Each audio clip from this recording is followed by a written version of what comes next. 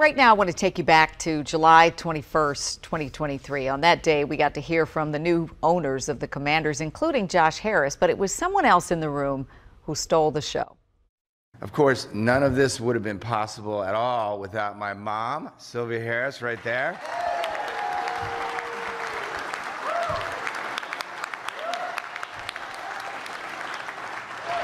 Dear Mom, but to everyone else, please call me Mama Commander. So I sat down with Mama Commander today to talk about this exciting journey for her son and for Burgundy and Gold fans. And 5 months after that moment, Sylvia Harris learned she too would embark on a new journey. She was diagnosed with breast cancer, and she's talking about that diagnosis publicly for the first time as we observe Breast Cancer Awareness Month. Let's go back to July of last year, all right? That's when your son told the world that without you, there would be no Josh Harris owning the team. And in that moment, you had this sort of scene-stealing moment where you told everybody what? Josh introduced everyone. This is my mom, Sylvia Harris, and I had an instinct to stand up and acknowledge that, and it was strictly instinct. And I looked at my son with, lovingly, and he was lovingly looking at me, and it just came out. And you could call me Mom, but then I turned to all these strangers there and said, but you can call me, and just popped in my head, Mama Commander. That was the first time it hit you, just in the moment. Right, it was just totally spontaneous. Do the grands call you Grandma Commander? Well, they have 8 different names for me. I have 8 grandchildren. Oh, wow. So I'm called Mimala and Memes and Mimam and just some special, yeah. Lots of names. That's beautiful. That's beautiful. I like the idea that a grandchild picks the name they want to call you when they're able to, and that's usually pretty young. That's really special. So tell me what it was like. Did Josh come to you and say, hey, Mom, I'm thinking about buying the home team? How did you learn about his decision to try and buy the Washington Commanders? I think I read about it in the Post. Did you? There was a lot in it for a long, long time. And day after day, it seemed like it was a year of could he buy it? Would it happen? And on the one hand, you knew that if he made up his mind to do something, it would happen. And that everything he says is true from the heart. It's really amazingly honest and real person that he is. And so is my other son, Gabe. They just are like that. And I think that they get a lot of that from their father, who they both adored. So I'm sorry he's not with us to see this, but in spirit we feel he is with us. Yep. So you're telling me that you had no scoop on this? You learned about it just like everybody else did? I was incredibly involved in the basketball team in Philadelphia, where it's my home city, and I would go up there, I think like 13 times the first year that he had the team, and go to the games. I knew every single player's name. Now I'm still learning they're coming and going, so I still have to learn as we're going. But I know Terry McLaren, he said the word happy on the newspaper, and I said, yes, that's where we're going with a win. Be happy, makes people happy, and we want the city of Washington and the Maryland and Virginia areas, or the DMV around us, to be so focused on this team and knowing this is a place they can go where they can find peace and get together and talk and meet people on the street and really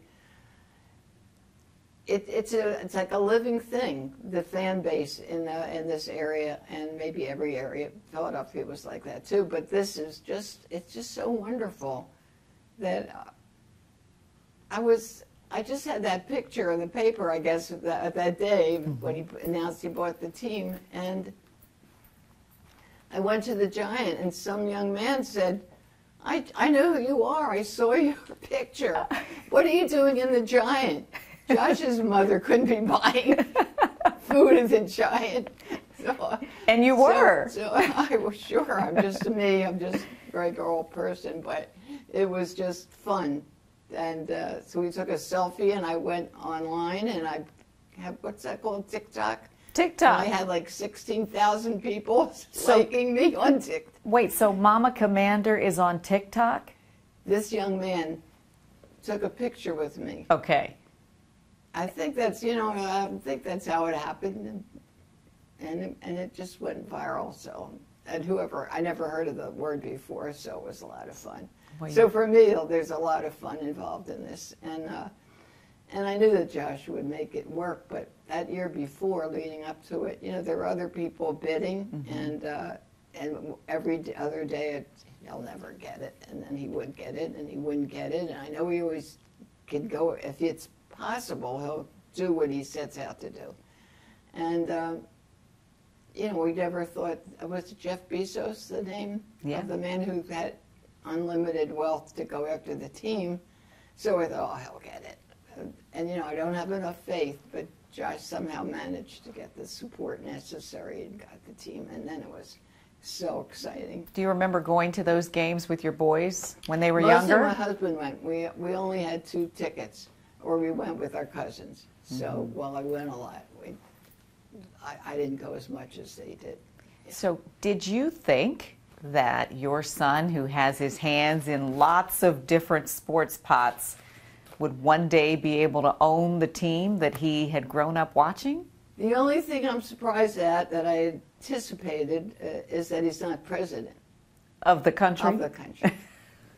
Because from day one, you could see that the energy and focus and determination that he had was there. He was born with it. It was just always like this.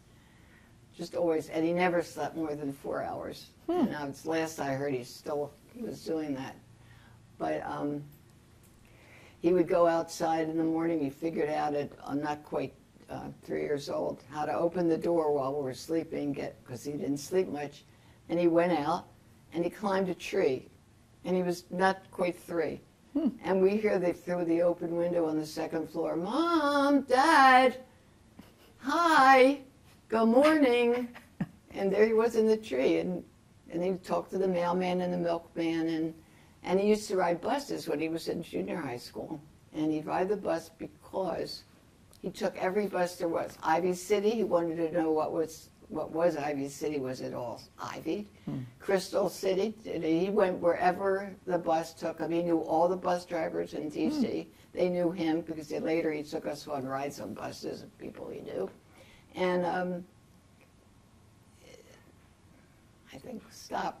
I forgot my line. That's okay. That's okay. I was going to ask. My train of thought. So he loved There's buses. so much comes to me because I know so many stories about him. I want to tell them all to everyone. Bet. And he's been and you said he's been a leader from the beginning. I understand he used to have a lemonade stand in a couple places. So he had that business. Outside Washington, the National Zoo on Connecticut Avenue, he set up a lemonade stand, and he made the lemonade and sold it in no matter 100 degrees. It didn't matter. He was out there early in the morning, worked all day.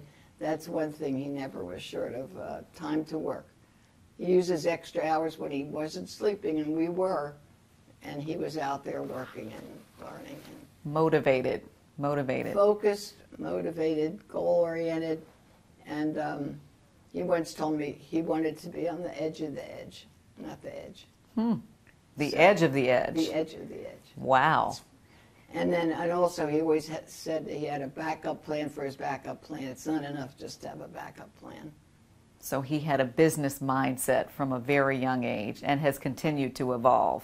When he was like around 6, 7, in restaurants, he would go underneath the tables whenever we went out to look for gum.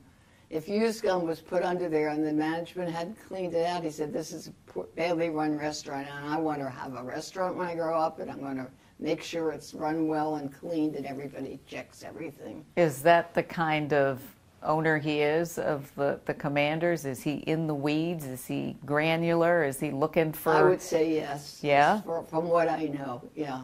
And from a lot of times I would listen into his conversations when he was negotiating deals, because it was great fun. It really was great fun. What was so fun about it? Well, just to see how he operated, how much patience he had. That was one of the things that impressed me a lot. That, and how considerate he was of other people, and he was never rushing anyone. just waited, knew what his focus and his goal was, and just give the person that he was dealing with all the time that they needed to get to where they were going. Yeah. You talked about your excitement for this team, right? Yes. They're 3-1. They've won 3 games in a row. Right. They're going for the 4th one this weekend. Yes. How exciting has it been for you to see where the team was and where it is going now? Well, that's a lot to put on a quarterback's shoulders, let alone the whole team. And I think I read earlier this week, Terry McLaren said the word happy. Mm-hmm. That's how he felt after the game. And that's what we're going to be happy, all of us who are fans. We're all going to be happy knowing this team is here and how much they care and how many people are so involved in their success.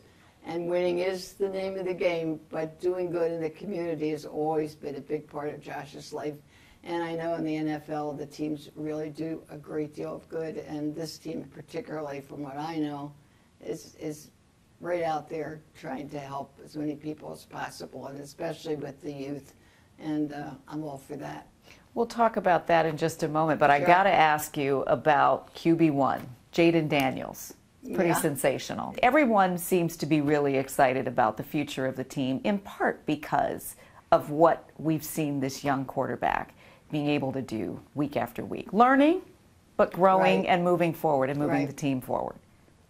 We have to build the team, keep building the team to make it stronger and stronger. And I know Josh and all the people involved with the team will do that. What's it like to be at one of these games for you? For me, I'm just thrilled to watch Josh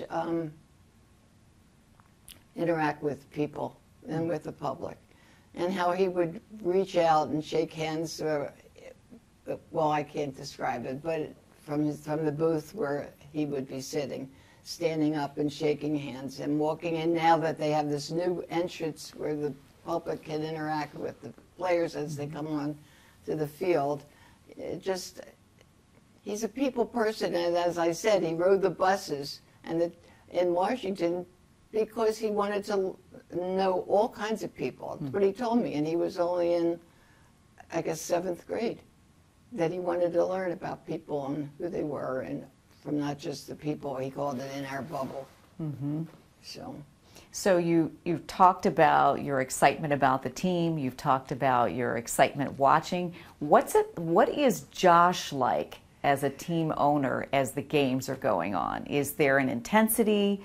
What is he doing as the games are going on? His passion is real. His passions are all real, and his goals are all real and important to him. And he's a highly principled person who cares about people.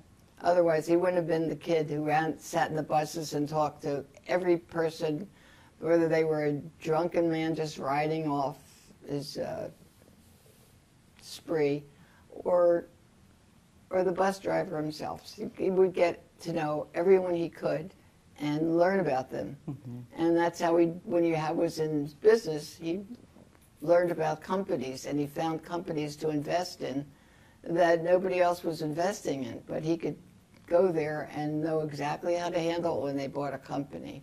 Tell me about how he approaches game day, though. When you're watching him and he's watching the game, is he pacing? Is he quiet? Is he energetic? What's happening? I don't see him then. I'm sorry. I don't see him then. He's with Marjorie or the team members or the staff or the coach. And he's just not available. So and he doesn't live where I'm with him. So that I see what you're saying. Can't answer that.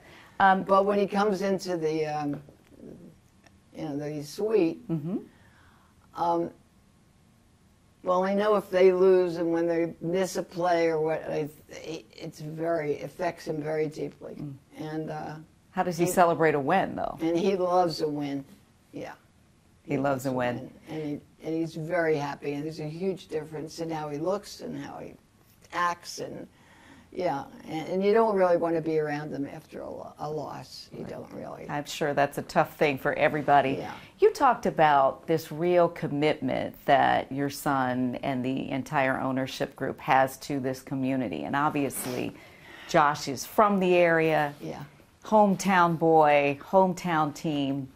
Do you think that commitment to community is deeper because he's from here and because of his love for his hometown? I really think the answer is all capital letter yes, because first he had a team in New Jersey where his father grew up, went to school. And then he got a team in Philadelphia where I'm originally from. And now this, and it's his hometown. And I think that the difference is great. He really cares passionately, and he really feels a tremendous responsibility to give back in all of the aspects of his life. I think this is the first time I'm hearing this. So what you're telling me is that Josh's business interests have been very much aligned with family connections. I think so. Yeah. I don't know if he'd have ever thought about it. He probably would say, "What are you talking about?" But I think from my point of view and knowing I can make other connections throughout his life, that family is extremely important. So let's talk about something a bit more personal, because 5 months after your son announced that he had bought the team, that we learned about you, you learned something different about what was going to be happening on your health journey. You were diagnosed with breast cancer. That's right. It was a big shock to me because I've had a long history of working for breast cancer prevention and it was not in my family, and I wasn't thinking about it personally. Was it a mammogram that discovered the cancer? No, but get your mammograms because they're critically important. So because of COVID, I really was neglectful of getting mammograms for a couple of years, and then I guess it was the third year, I saw something odd on my skin and went to my doctor, and he said that could be cancer. So, and that was the beginning of the treatment and diagnosis and treatment. How is it going? How are you doing? Well, it's a long journey, but it's very, very wonderful to have support. So, just do your breast checks yourself and go to get mammograms, but also embrace any support from anyone who comes your way. Any group that has information, people talk about it, don't hide it. That's what I would say. And it was very supportive to me to have people seem to really care. There were people who wrote me every single day that I was in trying to recover. You're going through chemotherapy now? I'm still going through chemo, but I've been told that I was cancer-free about 2 months ago. So that's great. Congratulations. And the doctor there had the nerve to say, and if it comes back, you'll be long dead. In other words, it won't come back for a long, long time, so don't worry about it. Oh, my goodness. So hopefully they don't tell that to everyone, but that was a shocking thing. But I think that was her way of saying I'm cancer-free. That had to give you some level of comfort. Yeah. So on Sunday, you will join hundreds of other people. Yeah, it's wonderful. Going to the game, the Crucial Catch game on Sunday. And it's going to feel... Such a good term, Crucial Catch. It's going to feel different for you, isn't it? Well, it's going to feel wonderfully supportive to be with a group of people who are out there and publicly saying, to take care of yourself and get the testing necessary and not be neglectful of your own body, because you have to be primarily in charge of your body, and it's something women often don't do. Have you thought about how you're going to feel? About the men.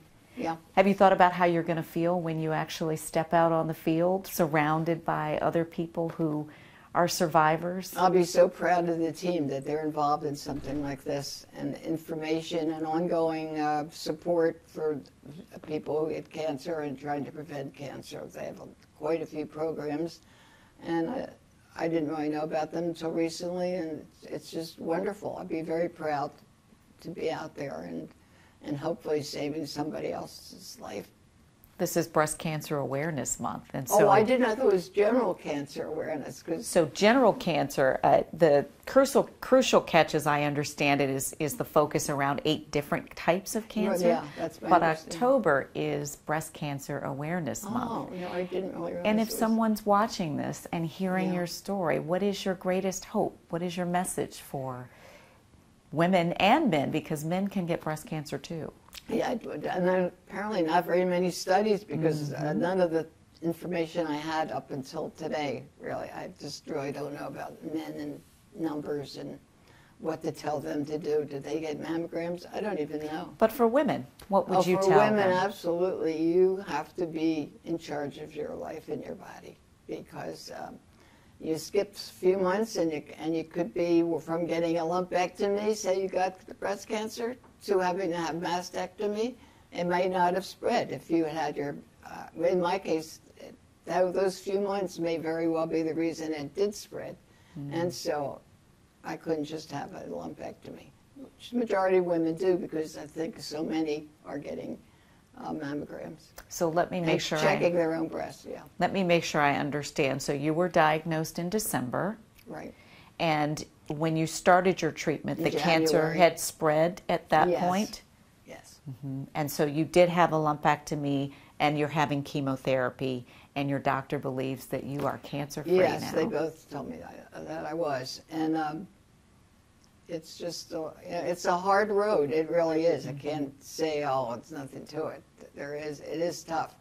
But I think women have it in them to be strong enough to face what's coming and live it one day at a time. So carpe diem. Go So get if 'em. Mama Commander can do it, anybody can do it? Every woman, I believe, has the strength within her. They probably were born with it. And to focus positively and to know that you are going to come through this if it's at all possible.